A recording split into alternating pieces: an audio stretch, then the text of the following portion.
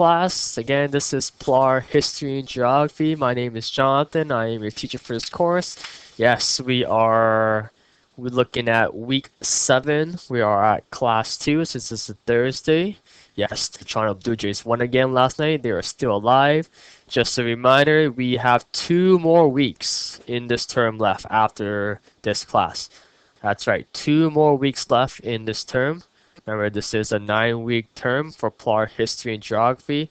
After that, we'll be starting all over again from the very beginning. Okay, so we're at week 7, class 2, 2 more weeks after this class. So we're almost done looking at PLARHG History and Geography. Okay, class, so today, like always, we're going to continue off where we left off in terms of looking at physical geography. So our learning goals for today is that we will be looking at identifying the different ecozones of Canada. So looking at the marine and terrestrial ecozone of Canada. We're also going to be continuing off where we left off by looking at different types of trees in terms of Canada and around the world, perhaps. It's different types of trees. Um, and I think that will be it. I don't think we'll get into the environment or global warming this class.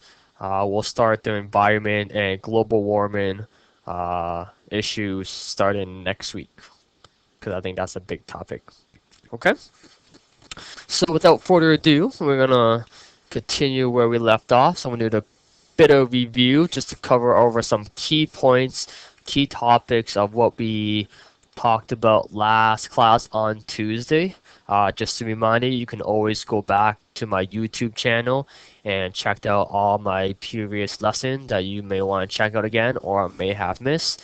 You can also check out the WASA archive page where you can look and download my lessons. You can listen to all my lessons that way as well.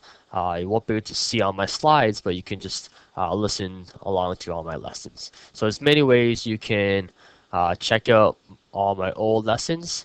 Again, if you have any difficulties, have any questions, please let me know. Get a hold of me, email me, call me, Facebook me. I'm here to answer any questions you may have. Okay? Alright. Let's begin. So I'm going to start off with the slide. Again, I'm going to just cover some key points, not to go into much details because we already covered it. But yes, we have talked about the Ice Age. We have talked about what glaciers are. So glaciers are carved out valleys that became lakes due to giant glaciers from the Ice Age period. Thank you, Jim, for listening and tuning in, Jim. Thank you, Jim. We also talked about the encarcements. Again, those also were created during the Ice Age period. Again, make sure you know what encarcements are. Again, I'll put a little star beside it, because you'll see it again on your assignment. Again, make sure you know the definitions. They are cliffs that display on transitional between different rock formations. Encarcements are also frequently formed from faults. Okay. Again, I got a couple images of, North America, Canada covered in big, thick sheets of ice known as glaciers during the Ice Age period. Again, I got an image on my screen here to illustrate what encarcements are. Again, higher altitude, lower elevations, created due to glaciers moving away or moving during the Ice Age periods.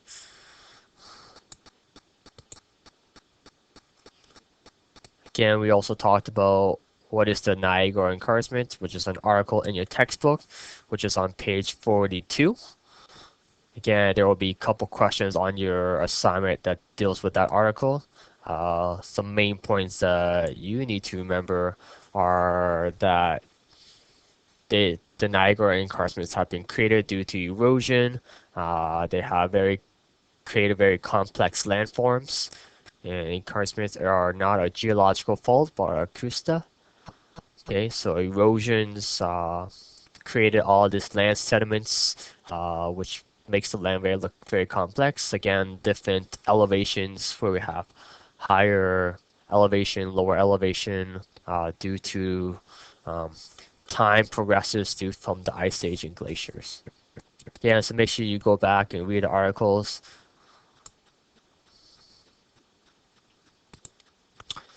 Yes, we also talked about the biosphere. Yes, very important, the biosphere.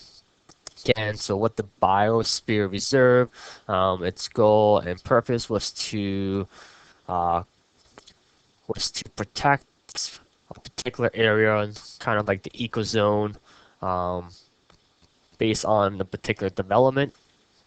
So we have it could be, a land, it could be a forest, could be a wetland, a valley, a hill, could be anything. The biosphere recognize that it's an important piece of, landform that needs to be protected and reserved due to, not having any damages over the years. So we need to develop a plan in order to protect it. So the biosphere reserve, as we talked about, has three areas or three zones. Okay, three areas or three main zones. Okay, the first one is core area. Okay, core area.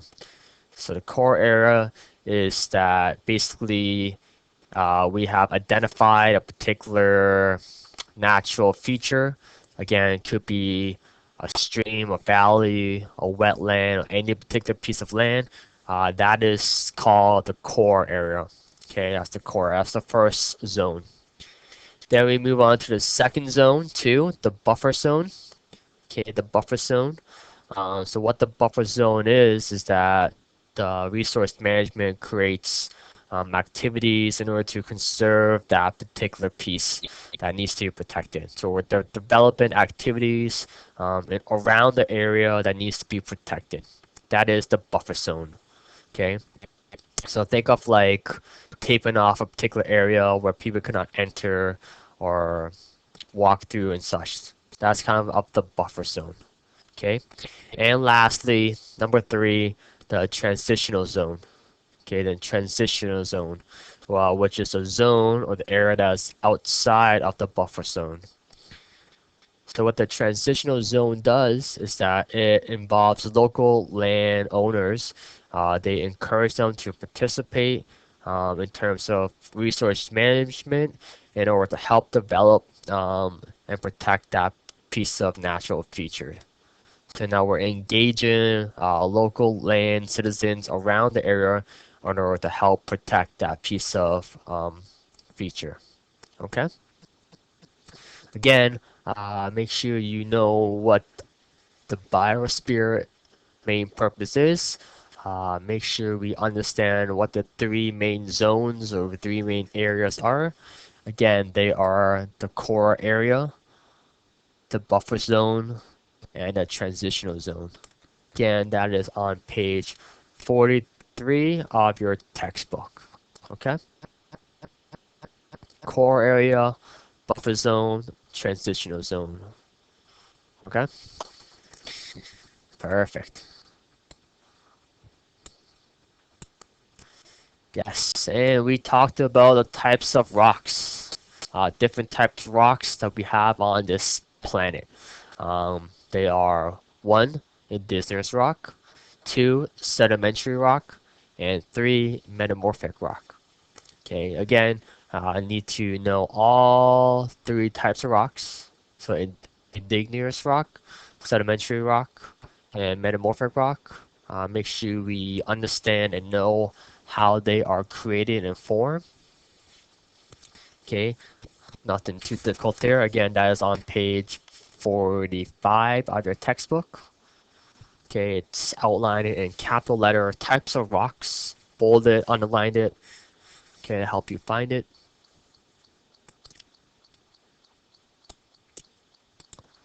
Again, I have created a little rock cycle that is not on in your textbook, but just help to illustrate your further develop your understanding. Again, so we have magma or lava from volcanoes that flows underneath the Earth's surfaces. As a volcano erupts, for example, lava flows out, and as that lava cools off, it becomes an igneous rock. Okay, and as that igneous, as time progresses, as that igneous breaks down due to wind and water, it sits at the bottom of the lake or of the ocean. We have pressure that pushes down and breaks down an igneous rock even further. Hence, why we have it turns into a new rock called a sedimentary rock. Hence why a sedimentary rock usually has different layers. So if you pick up a piece of rock as you're walking down the street, or see a particular rock that has different layers in it, uh, it is most likely it is a sedimentary rock. And as that sedimentary rock, again, as time progresses, as heat and pressure breaks down uh, the rock, it turns into a metamorphic rock. Okay, a metamorphic rock. Okay, and then as that metamorphic rock melts, again, changes, it turns back. Okay, a giant cycle. Okay, that is something that I created known as the rock cycle. Again, make sure we know the different types of rocks. The different types of rocks.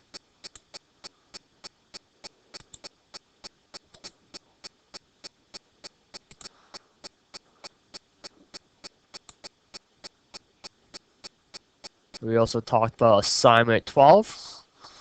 Also talked about that as well.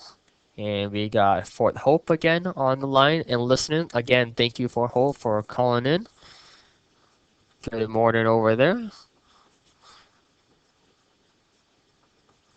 Who do we have at the Learning Center listening right now at Fort Hope? Delilah? Good morning, Delilah. Yes. Is anyone else at the Learning Center? Is Rebecca there? Is Knight there? Just myself. Just yourself? Okay, perfect. Thank you, Delilah, for listening and calling in.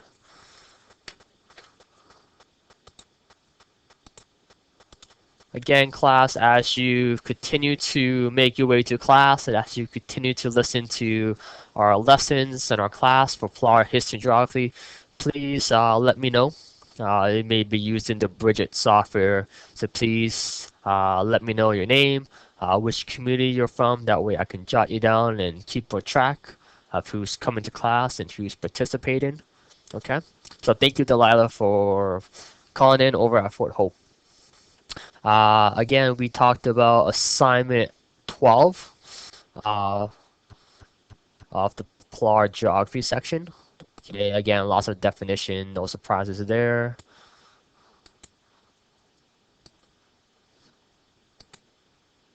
Alright, so where we left off, or where we stopped last class, is that we looked at functional regions. Again, you need to know what a functional region is. Again, a functional region is a region defined by use often developed around a center or focal point. A park can be considered a regional or region. Again, I gave some examples of functional region. So if we talk about a particular park, we could be talking about Canada's oldest national park located in Alberta, known as Banff National Park. We can also talk about Kekabeka Falls near Thunder Bay. That can be considered a functional region as well. Okay, so big particular areas that has a defined particular focal point or center point that stands out can be called a functional region. Functional region. We also got Ruth on the line. Good morning, Ruth. It is Ruth from Big Trout. Yeah. Thank you, Ruth. Good morning, Ruth. Good morning.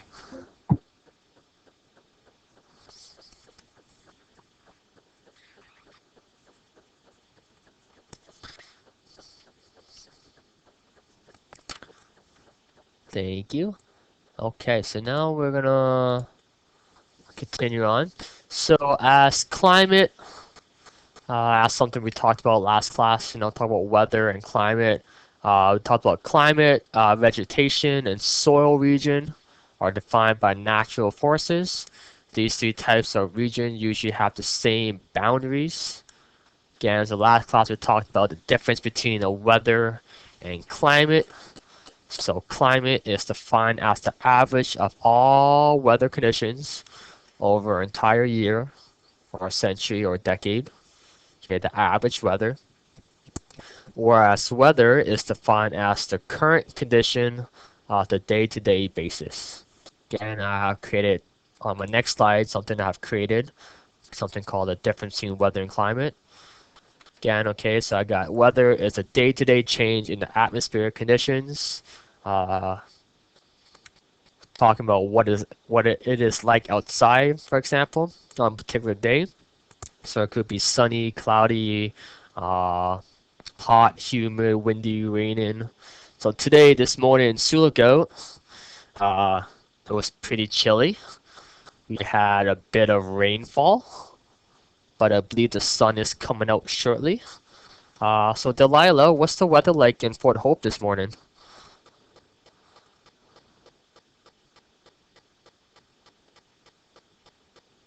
It's pretty nice. It's pretty nice. Have you guys had any snowfall yet?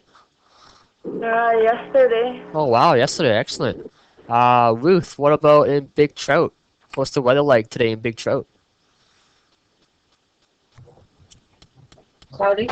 Cloudy. Have you over in Big Trout have experienced any snowfall yet? Yeah. Yeah? Is it like snow on the ground like right now? Yeah. Oh wow, excellent. That's great. Good to know. Excellent. Again, we're talking about weather and climate. So again, talk about weather, it is the particular climate of a particular day today. So even though we're almost entering winter, we should be having lots of snow. But here in Sulaco, we haven't had any major snowfall yet. There's no snow on the ground, but I believe it's coming. I believe it's coming. Again, so climate is the long-term pattern. So again, when we talk about climate, in terms of Silico, for example, the climate for this particular time of year is particularly cold. Uh, should be having some rain, or sorry, some snow coming as well. Okay, so weather can be, you can talk about short-term conditions, and climate can talk about long-term conditions. Hopefully that clears up the definition of the two.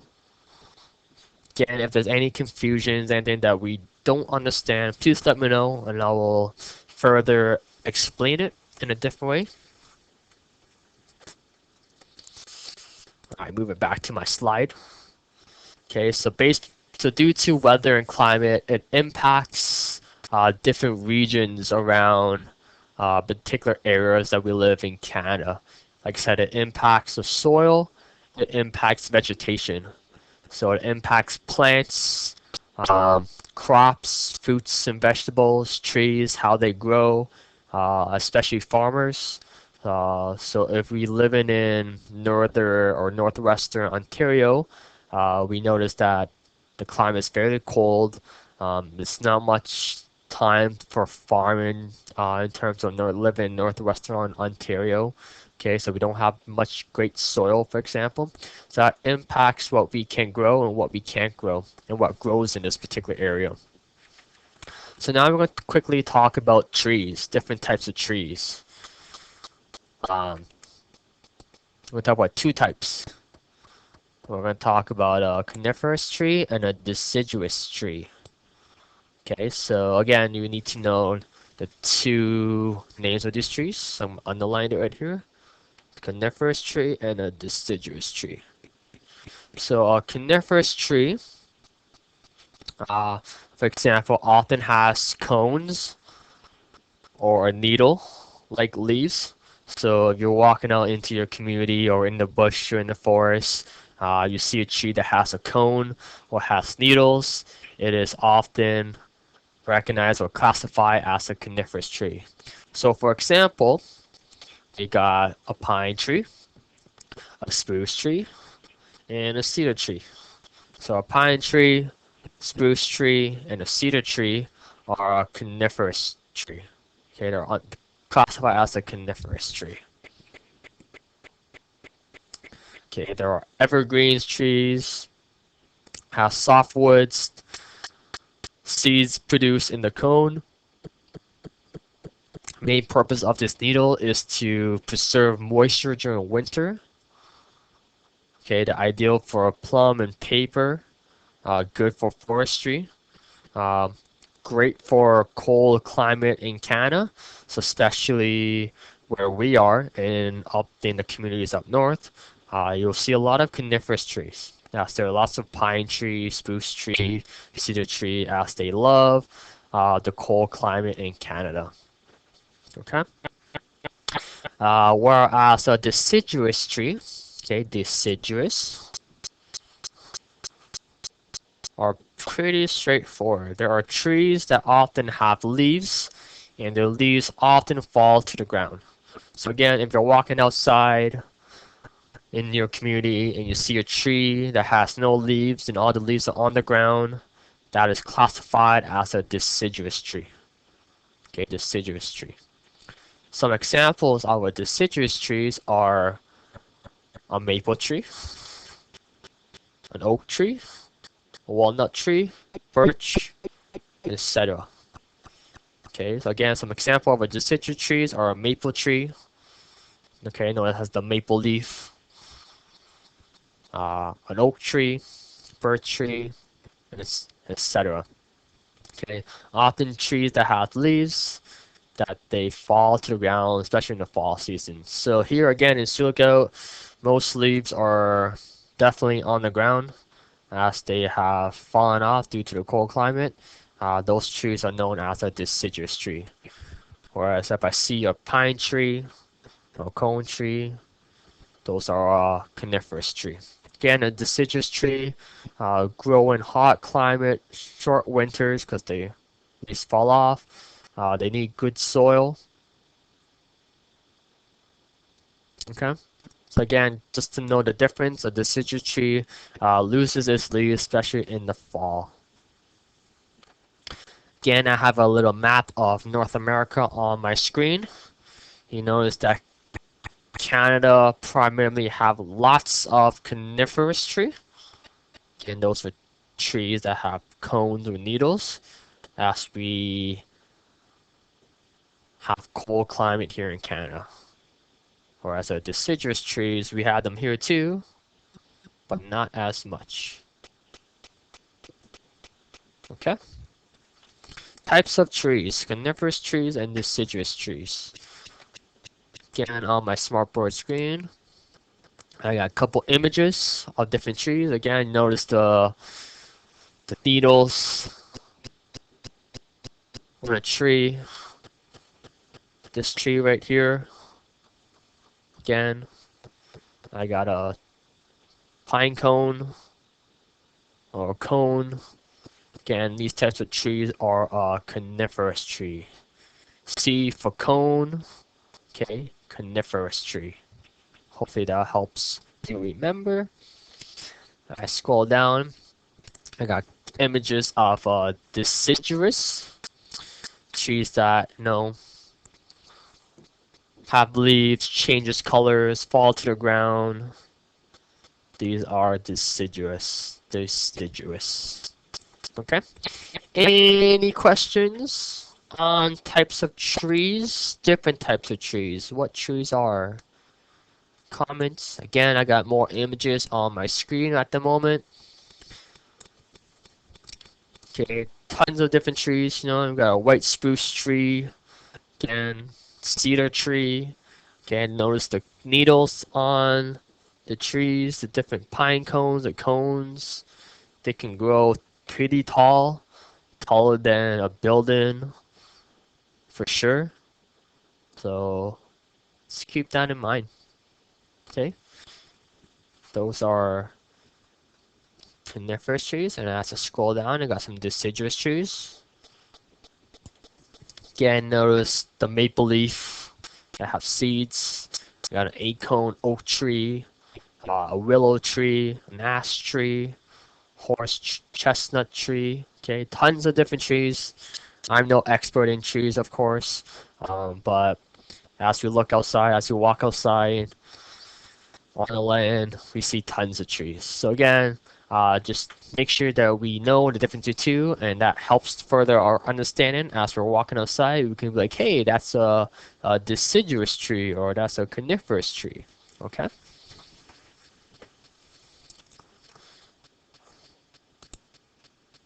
All right. So that's that about trees, about different types of trees. Again, you'll see different types of trees and what trees are on your next assignment. Again, uh, in your textbook where we talked about different types of trees. It's on page 45 and 46 of your textbook.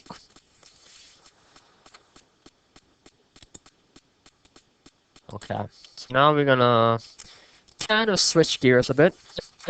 We're still gonna talk about regions to an extent, but we're gonna talk about ecozones. Okay, this is our learning goal for today. We're gonna talk about ecozones of Canada. Okay, there's marine ecozones and there are terrestrial ecozones. Okay, but I want to first talk about marine ecozone. Uh, Regions can have one main characteristics in common, again, such as vegetation, what grows, or a population. A region can also have more than one defining factor. When regions combine natural features and human activities, again, we're combining with human geography with our physical geography, we create a region called an ecozone. So basically what an ecozone is that we're combining everything together. So with combining the landform, what grows in the area, could be trees, the land, the soil. We combine it with human activities, human animals, what lives in that particular area. All that together um, is called a region, but more specifically, it's called an ecozone. Okay, so all the factors, all the living organisms, or and such, leading back to land, leading back to human geography and physical geography, we can call it an ecozone. So Canada has 15 land-based ecozones and five marine-based ecozones. So we have tons of different areas and ecozones in Canada. Okay, in Canada. So again, as I scroll down here, you see the little map of Canada. Again, you'll see this map again on page 46. It identifies on different. It has a legend here. Identifies the five types of ecozone, marine ecozones in Canada. Okay, so we got the Pacific Marine, the Arctic Archipelago Marine, Arctic Bison Marine, Northwest Atlantic Marine, and Atlantic Marine. Okay, so what does marine mean? We talk about marine ecozone. Does anyone know what the word marine means? Capital M-A-R-I-N-E. What does marine mean? Does anyone know? Any guesses? Any thoughts? Okay, Canada has 5 different marine ecozone. Any guess? Any thoughts? Looking at the map, looking at the diagram. Any thoughts? Any comments?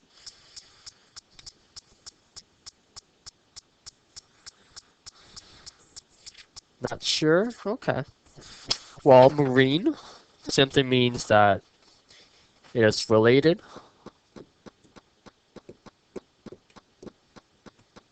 or found or produced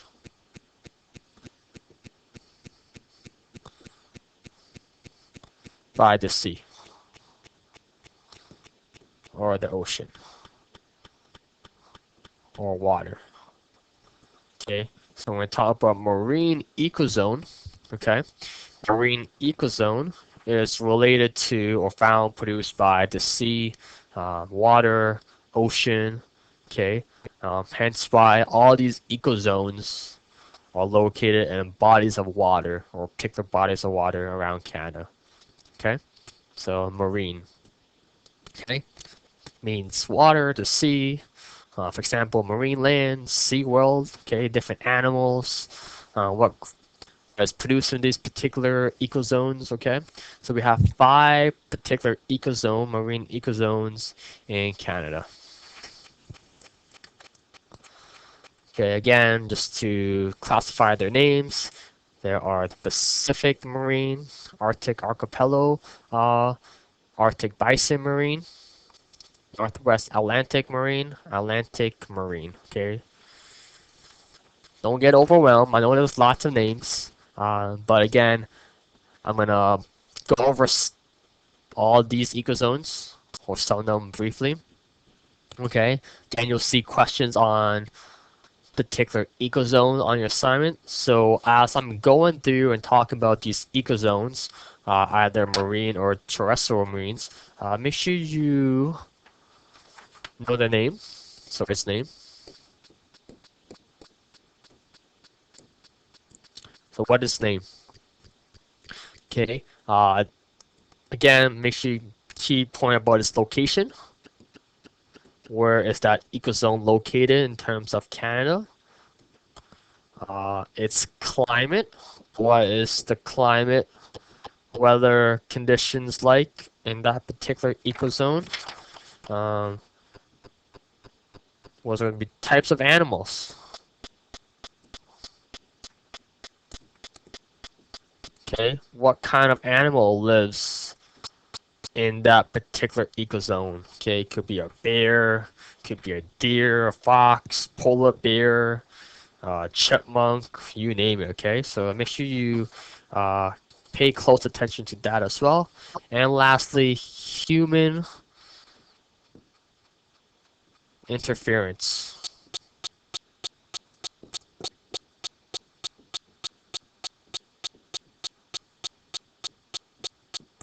Okay, so how has we as human, as people, impacted or affected by that particular ecozone? Okay, so again, just to recap, we have 5 marine ecozones in Canada, which I'm going to talk about all 5. Then we're going to talk about the terrestrial ecozone after 15 of them in Canada. Okay, again, make sure you know its name, its location, where is it located, or where is that particular ecozone is located, its climate, is it hot, is it cold, does it snow a lot, types of animal, so what type of animal lives there, or likes to live in that particular ecozone, and human interference, so how have we impacted or changed or done to that ecozone. Okay. Again, all these information are outlined in your textbook. Again, there's tons and tons of information about all these different types of ecozones in your textbook. Again, we're not gonna go through all of them in depth because we'll just be here forever and weeks talking about each particular ecozone because there's just so many of them. But again, I'm just gonna touch upon some of them, going over some key points uh, that we need to know and should know or should identify. Okay. So again, class, if you have your textbook, I'm on page 48, your textbook 48 and 49, looking at different marine types ecozones. Okay. So the first one, let's begin. We're going to talk about the Pacific Marine. Okay, the Pacific Marine ecozone. Again, it's located on the west coast of Canada, it's the British Columbia. That's where that ecozone is located. Okay. It has lots of ice, or sorry, it does not have a lot of ice. So ice is very rarely found in this particular area in terms of its climate.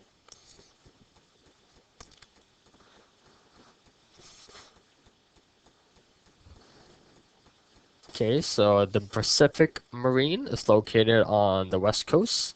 So the temperature is often impacted by the weather off the ocean. So at times it's rains a lot, it's cloudy a lot in terms of the west coast. In terms of the animals, okay, it has tons of diverse different marine ocean types of animals, okay, or aquatic mammals we should call that can swim in the water. Again, so we could have different types of sea otter, different types of seal, sea lions, dolphins, um, okay, whales,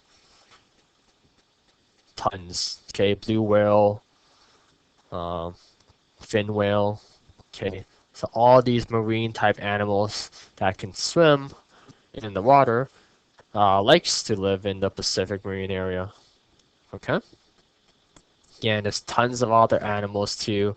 Again, all of them are outlined in different types of fish. Make sure you go back and read your textbook, okay. In terms of human interaction or human interference, um, what this particular ecozone, the marine or the Pacific marine ecozone has, is that it produces a lot of fishing because we're near the body of water, near the ocean, so there's lots of fishing. A lot of tourism where people like to come here and travel and see water recreation activities. Okay. However, all this kind of impacts and damage the ecozone. Okay, as we overfish the fishing population, this is how human affected. There's pollution due to what we do, such as boats and such. We damage the habitat due to our interaction. Okay, so that's just some of the examples that is outlined and noted in your textbook and on my slide about the Pacific Marine Ecozone. Okay, again, Pacific Marine, west coast of Canada, and along the British Columbia coast. Okay, scrolling down, we got the Arctic Archipelago Marine. Okay, Arctic Archipelago Marine. This area is located around Hudson Bay water area. Okay, the islands of Nunavut. So now we're talking about northern Canada, around the Northwest Territory. Okay, what's unique about the Arctic Archipelago Marine is that, again, it's surrounded by the Arctic Ocean, where lots of people in the past wanted to discover the Northwest Passage from the Pacific Ocean. Again, what's unique about this particular ecozone is that in terms of weather and climate, um, winter is fairly cold. It can average weather is -30, whereas in July, often see average temperature of just 10 degrees Celsius. So fairly cold all year round. Lots of ice, lots of snow. Okay, deep waters. Again, in terms of animals and mammals, again, we got polar bears. So for all those students in Fort Severance, you may have seen a polar bear before. For me, for example, I have not seen a polar bear. I would love to see one. We also have walruses, different types of seals again, a ring seal, threaded seal, harp seal. Okay, different types of whales again, just tons of different marine animals again. And again, in terms of human impact and human interactions, there are mining for minerals, there's digging into the ocean floor for fossil fuel, okay, where we want to look for oil, okay. All this again kind of impacts the ecozone due to human interaction. Okay, that's just a little brief synopsis about the Arctic Archipelago Marine. Yeah, a couple images of different animals. Okay, now we're going to talk about the next one, Arctic Bison Marine. Again, just a little quick synopsis about it. Again, it's located in the Arctic region because we're in the Northwest Territories region. Again, also very, very cold. Colder than the Arctic archipelago marine, where the average winter weather temperature in this particular ecozone can be minus 35. So very cold. Summer can only be about 5 degrees. Again, still pretty cold. So a lot of bitter cold, long winter, long nights, short summer. And in terms of animals, a lot of the animals are living under the ocean floor. Again, all those marine animals that we talked about. Again, whales, seals, all those animals that can live and swim in the water. In terms of human interaction, there's pretty much none. Um, because there's finally no land in this particular area because it's just too cold. Not much can grow in this area, no vegetation. Since there's pretty much no land, there's no population mainly. There are some, but not many. Okay, so we don't really have to worry about human impact in this particular ecozone. Okay.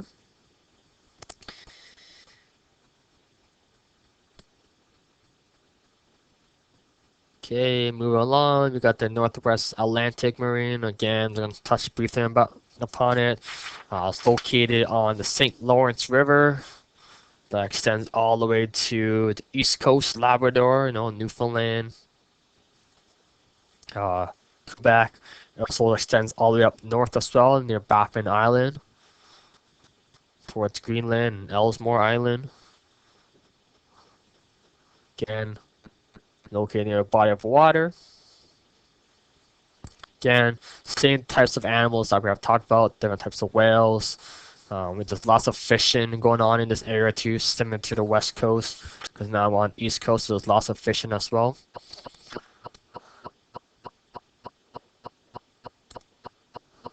Okay, so all these are different types of ecozones. Okay, Atlantic Marine, again, it's located on the east coast, just on the east coast.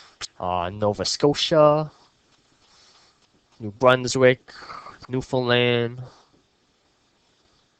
and still see the same animals of whales, dolphins, seals.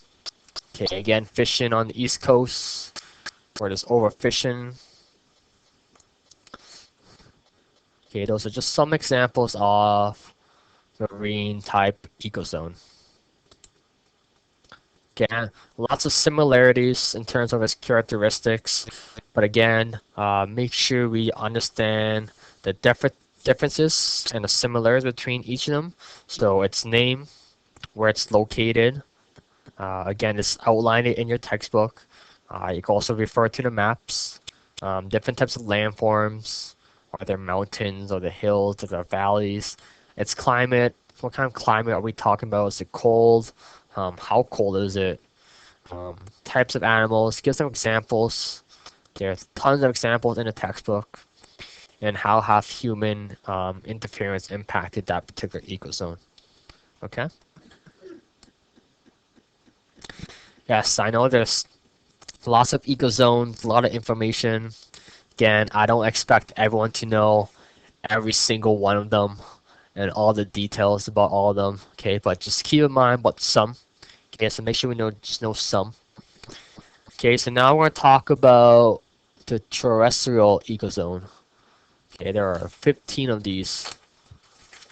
Okay, the terrestrial ecozone. Does anyone know what the word terrestrial mean? Any hints? Any comments? You know that marine talks about the water, the sea, terrestrial. It's related.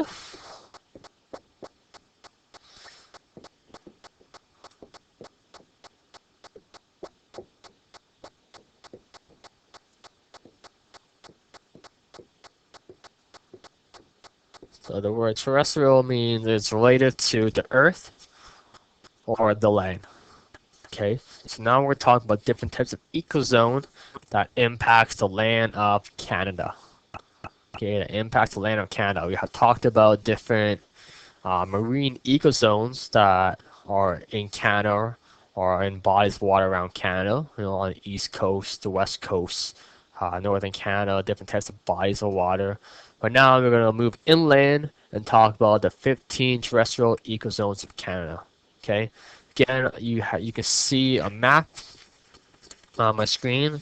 You can also see a map of Canada with all the different types of ecozones on page 51 of the textbook. Okay, there's 15 of them. Okay, again, there's lots.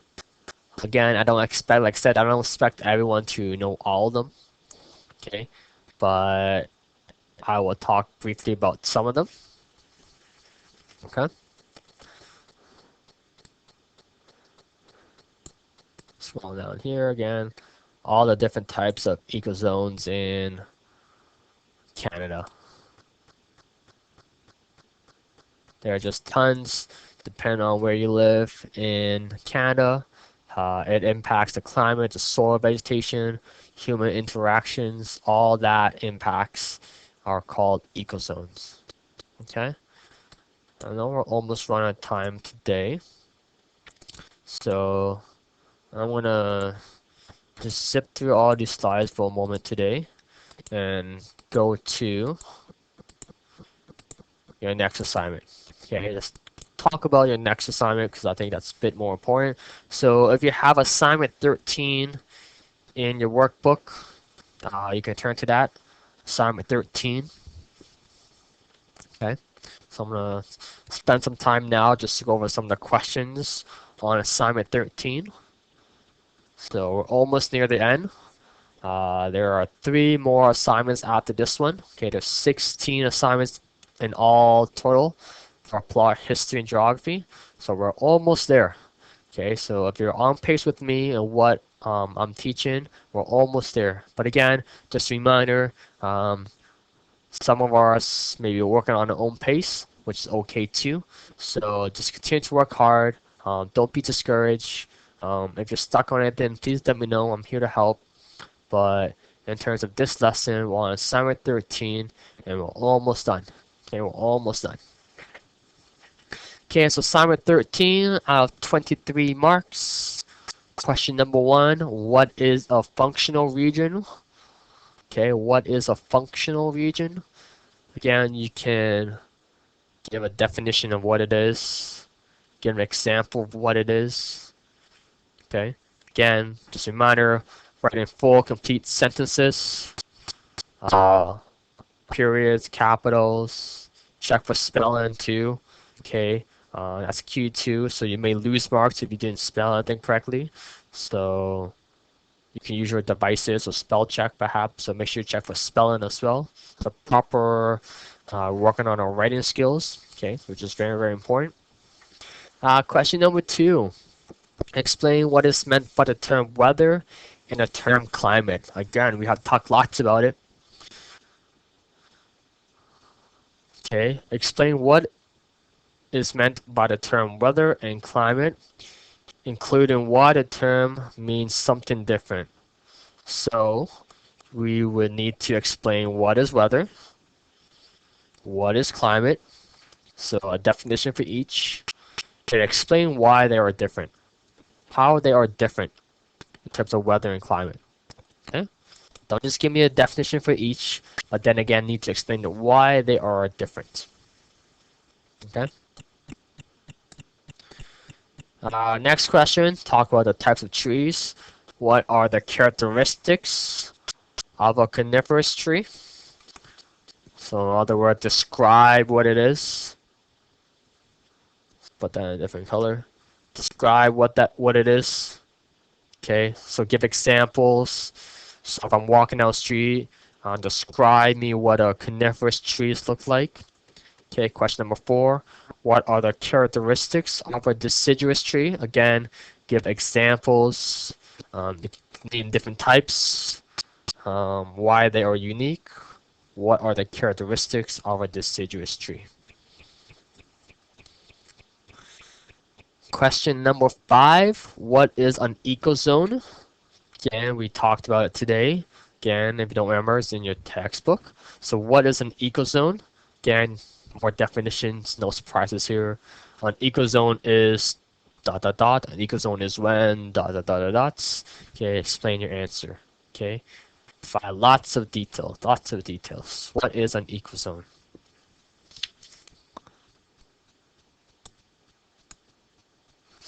And lastly, the last part of assignment 13 is that you'll see this chart. Okay, question number 6. You see this fancy chart. It says complete the chart on the next page with the information about 4 of the marine or terrestrial ecozone of Canada. Okay, this is out of 12 marks, 3 marks for each. Okay, so you're going to name me 4, either marine or terrestrial ecozone of Canada. So it doesn't matter which ecozone you pick. Okay, this is up to you. Okay, just 4. Okay, you can talk about 4 that I talked about, or you can pick any 4 from your textbook. Okay, you're gonna be 4 out of the marine or terrestrial ecozones of Canada. Okay, so for example, I have here on my screen is that you need to name the ecozone. For example, Boreal Plains. Where is it located? So Boreal Plains is located in Alberta, middle area of Saskatchewan and Manitoba. Okay, plains. What kind of landforms are there? So plains and valleys. We're going to talk about its climate. So I know it's cold, temperature of minus 17.5 degrees to minus 11 degrees. Summers are warm. Okay, name some of the animals that lives here. Okay, so it could be wolverines, wolves, bears, lynx, muskrat, birds. Okay, name some. And how have human impacted this area? Okay, so logging, mining, agriculture. Okay, but again, just pick 4. Like I said, I don't expect everyone to know all the ecozone because there's just too many. Just too many, but pick any 4. Any 4 that you like, any 4 that may sound interesting to you. Okay, but you're only gonna pick 4. It could be marine or terrestrial ecozone of Canada. Okay, 3 marks each. Again, you can, for this particular chart, you can use chart notes. You don't have to necessarily write in full sentences. That's okay. But just for this chart only. Okay, because I know there's not a lot of space. Okay. Again, we want to pick just 4. Okay, pick only 4. Doesn't matter which 4, but pick only 4 for that chart. Okay, either terrestrial or marine ecozone. Okay, any 4. Okay.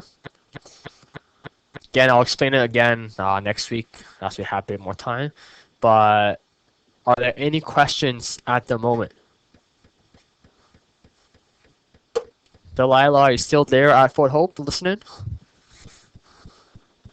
Yeah, I'm still listening. Perfect. Still working on those assignments? Are you still working on history at the moment, Delilah? Yeah. Okay, perfect. And Ruth over at Big Trout, how are you today? Good? Yep. Perfect. I believe, Ruth, you're working on the PLARHG geography section, is that correct? Yeah. Perfect. Yes, Ruth, I believe I have your history portion of the course all marked. I think I have all your assignments. But yes, I believe you're working on your geography. So good.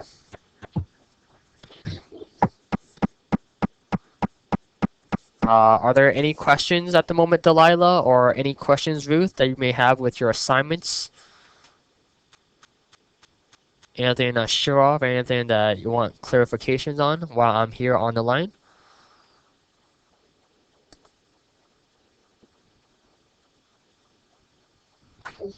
Nothing. Nothing? Okay. Again, if you do stumble across any questions or anything you're not sure of or need any help or tutoring, let me know. Again, you can email me, find me on Facebook, okay? And I'm here to help, okay? Perfect. Again, I want to say thank you to Delilah over at Fort Hope for listening. Thank you to Ruth over at Big Trout. Thank you to Jim for being here online with me. And I want to thank everyone else who are listening from your community or are watching and listening on your Bridges software. Again, you're listening to PLARHG History and Geography. Again, my name is Jonathan. I'm your teacher. That is it for week 7 of the course. Okay, I will see everyone again next week on Tuesday when we start and begin week 8. Other than that, everyone have a great, fantastic weekend, and I'll see everyone next week, okay? Thank you.